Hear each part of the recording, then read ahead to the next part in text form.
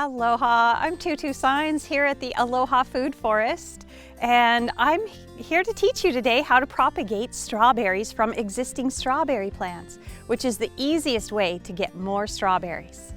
So today I am standing in, it's a guild, but it has a lot of strawberries growing as the ground cover on the floor here.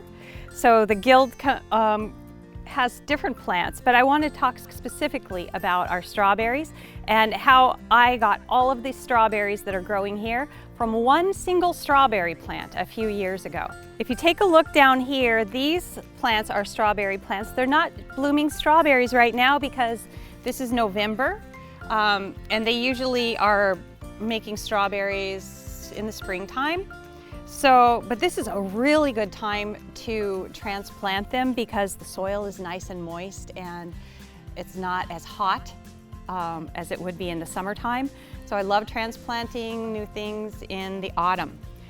So what strawberries do is you plant one little potted strawberry in the ground and they put out little runners.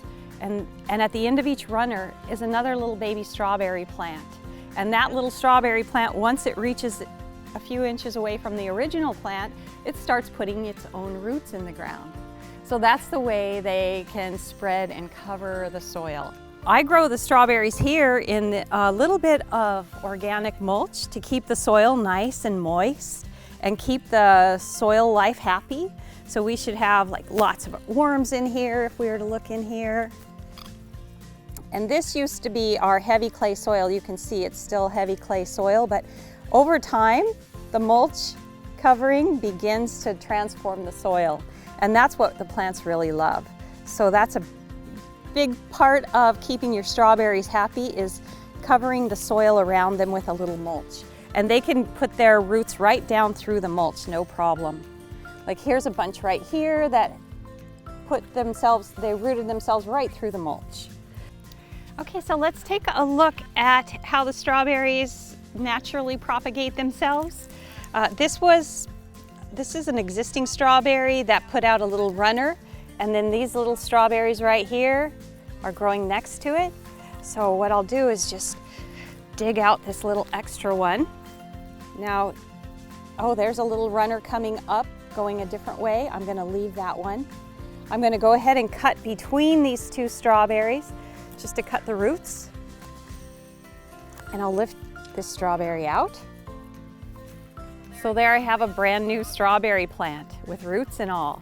And I can put this anywhere else that I want to put it.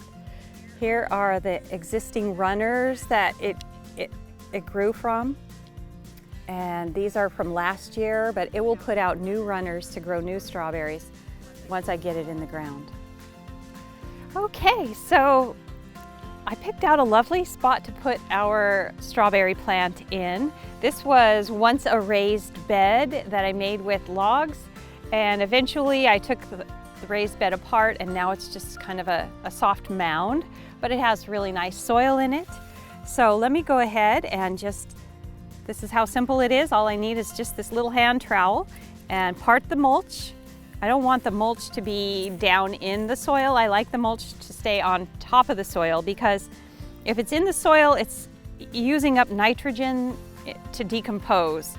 So it's best to keep it on the top of the soil.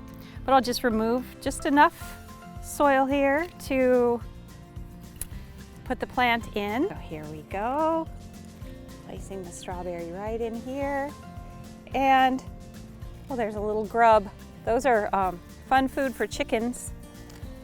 Okay, and I'm just gonna tuck it back in here and tamp it down a little bit, cover it back with mulch, and voila, it looks like it's always been there. Okay, so the final thing we wanna do is just water it in a little bit, just give it a little gentle soak. If it was a really hot sunny day, I might just put a few leaves over it like this. And it will still grow up through there, but it wouldn't get sunburned. And I might just leave a few of those leaves on there too, because they do tend to get sunburned when they haven't established their roots yet. Thanks for watching my tutorial.